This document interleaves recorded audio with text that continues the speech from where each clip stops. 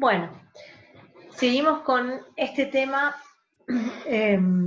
relacionado con el poblamiento temprano en Sudamérica. Bueno, entonces uno de los temas que vamos a hablar, estábamos hablando en la clase anterior, en el video anterior, sobre los fechados tempranos en Monteverde, y uno de los temas que vamos a tratar en este video también están relacionados con los ingresos al continente previos al último máximo glaciar. Recuerden que el último máximo glaciar es alrededor entre 25.000 o 22.000 y 18.000 años antes del presente, momento en el que digamos, hay enfriamiento global y las masas de hielo se expanden, por lo tanto los niveles de los océanos disminuyen y es donde se libera, digamos, o se emerge el puente terrestre en Beringia. Este es el momento del último máximo glaciar, y donde estarían dadas las condiciones de dispersión o ingreso al continente americano. Pero ¿qué pasa si existe la posibilidad o no de una dispersión hacia el continente previo a este momento, al último máximo glaciar? Y cómo se interpretan en ese caso los sitios más tempranos. ¿Habría habido antes del último máximo glaciar un ingreso y una dispersión y adaptación lenta? Y bueno, para eso tenemos sitios pre-Clovis con fechados más antiguos aceptados y otros no tan aceptados. En el caso de los más aceptados, en el caso de Monteverde 2, con 14.500 años calibrados antes del presente, el sitio Huaca Prieta en Perú y el sitio Arroyo Seco 2 en Argentina. Estos tres, es interesante que empecemos a mirar, son sitios contemporáneos entre sí y están en ambientes muy diferentes. No tienen bifases. En el caso de Arroyo Seco sería el único sitio con evidencias de consumo de fauna pleistocénica, megafauna pleistocénica, y bueno, tienen las tres características bien distintas a los sitios Clovis.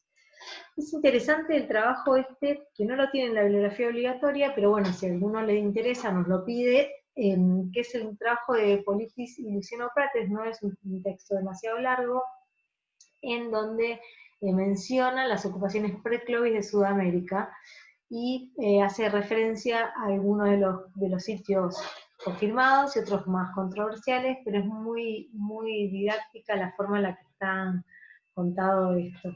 En el caso del sitio Huaca Prieta, con 14.000 años antes del presente, está en el norte de Perú y se encuentra en un montículo, como ven acá en esta imagen, y no se han encontrado bifaces. Estos son los líquidos que se han encontrado bueno, que dan veracidad a la ocupación humana de este sitio. En el caso del sitio de Arroyo Seco 2, con 12.170 años radiocarbónicos antes del presente, o 14.000 años de edad calibrada.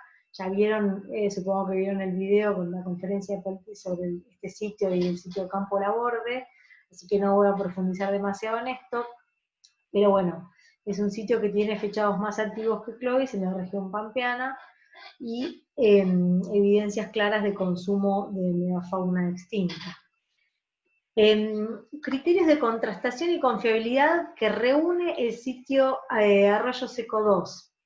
Hay asociación entre líticos y huesos. Es interesante que veamos esto en la conferencia de Politis, como él menciona esto como para defender el sitio, porque de alguna manera, bueno, los sitios que evidencian ocupaciones tan tempranas siempre son evidencias problemáticas, con muchos procesos taxonómicos, como también sucede en sitios más no tan antiguos, pero bueno, acá estamos poniendo en duda el paradigma Clovis First, entonces es más importante aún defender hasta el juicio más agudo.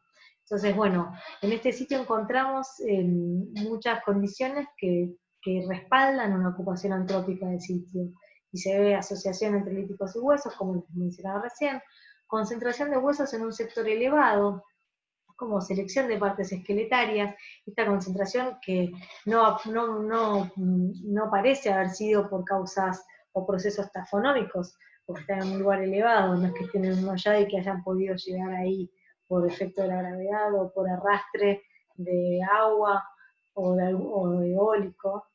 Se encuentran marcas antrópicas de corte en los huesos, han descartado fechados dudosos y confirman fechados antiguos con 2 laboratorios. Es decir, esto de la confirmación de los fechados, de la replicación de los fechados en distintos laboratorios, también le da confiabilidad a este sitio arqueológico. Y también una cosa que menciona Politis en su charla y que es interesante es ver la convergencia de las evidencias. Tenemos evidencias paleoambientales, evidencias genéticas, arqueológicas y bioarqueológicas, por lo menos, entre otras, que dan sustento a esta ocupación temprana. O sea, no se trata solamente de una línea de evidencia, solamente de artefactos de origen antrópico o de un fechado antiguo, sino que hay una serie de líneas de evidencia que le dan peso y le dan fuerza a la veracidad de un sitio tan antiguo. Bien, ¿en qué se apoyan los defensores de una colonización pre-último máximo glacial? De una colonización del continente americano antes del último máximo glacial. Bueno, utilizan las evidencias de los sitios con fechados previos a 14.000 años antes del presente, como por ejemplo los sitios del noreste de Brasil, sitio Pedra Furada, Toca do Tirapeia, sitio do Meio, Vale de Pedra Furada. En Uruguay está el sitio Rayo Vizcaíno, en Argentina el sitio Cueva Cacao, todos con problemas y todos muy cuestionados, a pesar de que sus excavadores los defienden y presentan argumentaciones que podrían ser válidas, no resisten todos los indicadores que aseveren o que aseguren una ocupación antrópica de los mismos. Vamos a centrarnos un ratito en los sitios del nordeste de Brasil, en la región de Sagerramundo Nonato, en el Piauí. Acá tienen una localización, bueno, el sitio más famoso, Boqueirão da Pedra Furada, excavado, bueno, en los 80. Se planteó en primer momento que tenía entre 6.000 y 40.000 años de antigüedad, pero bueno, tienen varios problemitas. Uno es, bueno, no hay material faunístico asociado para nada, y se duda que los artefactos líticos sean de origen antrópico o no. ¿Por qué? Porque están, los que se utilizan como para defender que sean antrópicos, están hechos con materia prima de la cueva, que proveniente del mismo alero. Y esto llama la atención porque pueden producirse este tipo de cofactos muy similares a artefactos. Entonces, eso es una de las cosas. La otra es la falta de asociación entre fechados. Acá tenemos más de las críticas. Que no haya diferencias tecnológicas a lo largo del tiempo, es llamativo. Los excavadores rechazan algunos de los fechados sin explicar el porqué. Los carbones podrían venir de incendios naturales, los carbones fechados. No hay certeza sobre los instrumentos, esto es lo que les contaba hace un ratito. Y la única materia prima presente es la roca del alero. Esto también es muy llamativo. Si bien es normal que se utilicen las materias primas que están a mano, sobre todo en un contexto de exploración, pero es llamativo también que no haya ningún tipo de desecho de algún toolkit que los cazadores-recolectores traigan con ellos, ¿no? Entonces esto también debilita un poco el argumento de este sitio como verdaderamente de origen antrópico. Y luego en el artículo que ustedes tienen que leer de Boeda et al. Se presentan las evidencias del sitio Vale de Pedra Furada, que es un sitio de cielo abierto, que también presenta algunas inconsistencias entre la asociación de artefactos y biofechados, entre el tipo de materia prima utilizada, y algunas cosas que los autores no terminan de profundizar en sus explicaciones. Fíjense, por un lado, bueno, no hay evidencias de consumo de ningún tipo de fauna ni de vegetales. Los datos que ellos presentan, en este caso, este sitio tendría unos 20.000 años antes del presente, no presentan evidencias claras de un modelo demográfico razonable, dicen los críticos a este sitio. Es decir, si tenemos un sitio de 20.000 años, o un sitio de 40.000 años, como ellos plantean, ¿en qué momento se dio esta dispersión? ¿De qué manera se dio esta dispersión? ¿Desde dónde? ¿Cómo? ¿Cuándo? Como sí pone sobre la mesa Meltzer en su trabajo.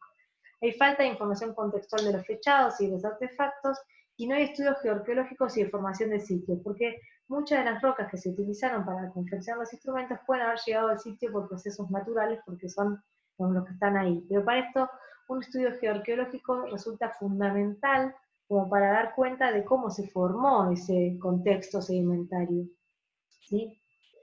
Bien, después tenemos el caso del sitio de Arroyo Vizcaíno, que lo menciona Borrero bastante, y es un sitio muy interesante, con fechados de 30.000 años antes del presente, pero, ¿qué pasa? Se trata de un conjunto óseo que se encontró en el fondo del arroyo, con animales, muchas especies de animales de gran tamaño, y no hay artefactos líticos que hayan sido aceptables, y las marcas de corte, o las llamadas marcas de corte, por los excavadores pueden ser producto del pisoteo, o del arrastre, o del contexto sedimentario en el que se encuentran. Entonces, es muy controversial, y no está claro si se trata de un sitio de matanza, como aseguran los excavadores, o un bone bed, es decir, un depósito natural de huesos en un lugar anegado donde los animales pueden haber muerto por situaciones naturales, por empantamiento o anegamiento, y que se generen luego una dispersión de los huesos por causas fluviales, ¿sí? Ya que se trata de un conjunto en el fondo de un arroyo.